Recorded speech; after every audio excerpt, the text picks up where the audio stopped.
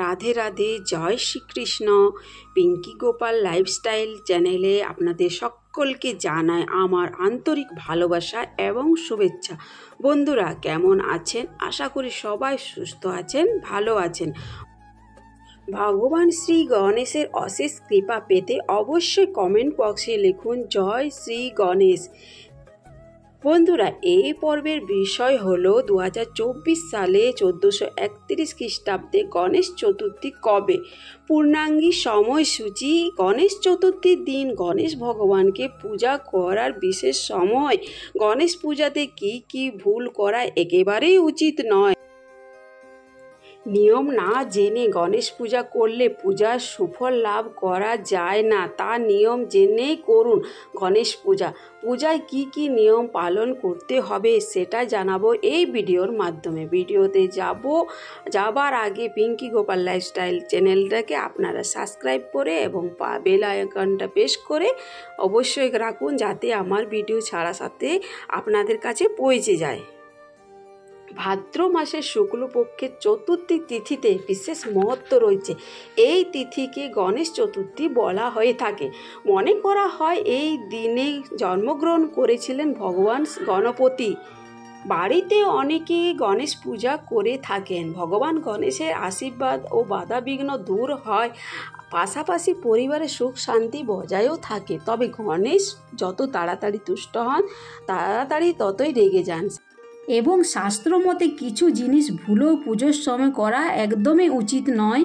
এবং কোন কোন জিনিস গণেশ পূজায় পরিচিত সেটি আগে জানব, এবং তার আগে জেনে নেব যে গণেশ পুজো কত তারিখে পড়েছে।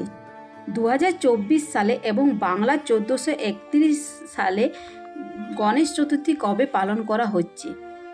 তবে চলুন বন্ধুরা জেনে নেওয়া যাক। 2024 সালে গণেশ চতুর্থী পড়েছে 7 সেপ্টেম্বর 2024 বাংলার, আর 21 ভাদ্র 1431 শনিবার পালিত হচ্ছে গণেশ চতুর্থী। শ্রী শ্রী গণেশ পূজা চতুর্থ তিথি শুরু হবে 6 সেপ্টেম্বর 2024 বাংলার, 20 ভাদ্র 1431 শুক্রবার দুপুর 12টা 8 মিনিটে।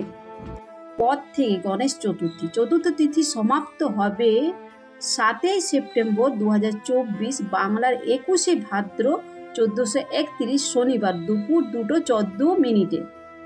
এবং গণেশ চতুর্থীর দিন ভগবান গণেশের পুজো করার বিশেষ সময় থাকছে 7 সেপ্টেম্বর 2024 শনিবার সকাল 8:36 মিনিটের পর থেকে 2:14 মিনিটের মধ্যে সবথেকে বিশেষ সময় হবে। সকাল 9:27 মিনিটের পর থেকে দুপুর 12:42 মিনিটের মধ্যে। ভগবান গণেশকে ভুলও নিবেদন করবেন না। যেগুলি হলো সেগুলি কি? তুলসী পাতা, দ্বিতীয় হলো কেতকী ফুল, এবং তৃতীয় হচ্ছে আতপ চাল ভাঙা বা শুকনো আতপ চাল একদম দেওয়া যাবে না গণেশ ঠাকুরকে।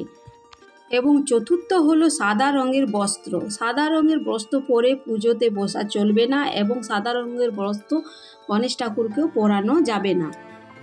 এবং সাদা রঙের ফুল ভগবান গণেশকে নিবেদন করা একদম নিষিদ্ধ। পঞ্চম হলো সাদা রঙের চন্দন, শ্বেত চন্দন ভগবান গণেশকে দেয়া নিষিদ্ধ। এইবার জেনে নেব যে ভগবান গণেশের পছন্দ জিনিসগুলো কি।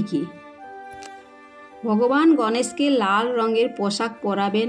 ভগবান গণেশের লাল রঙের ফুল পছন্দ, যেমন জবা ফুল, গেঁদা ফুল, লাল গেঁদা এবং লাল চন্দন গণেশ ঠাকুরকে নিবেদন করবেন। লাল পোশাক পরাবেন। গণেশের অত্যন্ত প্রিয় হলো দুর্বা ছাড়া গণেশ পূজা একদম অসম্পূর্ণ। দুর্বা গণেশের খুব প্রিয়। আপনারা দুর্বা 21টি, 11টি, 51টি, 108টি গাছা করে আপনার গণেশকে মলি সুতা বেঁধে গণেশের দু কাঁধে এবং মাথাতে আপনারা দিতে পারেন। ভগবান গণেশের প্রিয় মিষ্টি হলো লাড্ডু, মোদক খেতে খুব ভালোবাসে ভগবান গণেশ পুজোর দিনে আপনারা ভগবান গণেশকে মোদক অবশ্যই দিবেন এবং লাড্ডু দিবেন। ভগবান গণেশের সাথে সাথে গণেশের বাহন ইন্দুরকেও আপনারা পুজো করবেন। ইন্দুরকে পুজো করলে খুব খুশি হবেন। যেগুলি ভগবান গণেশের পছন্দ সেইগুলি ভগবান গণেশের বাহন ইঁদুরের পছন্দ।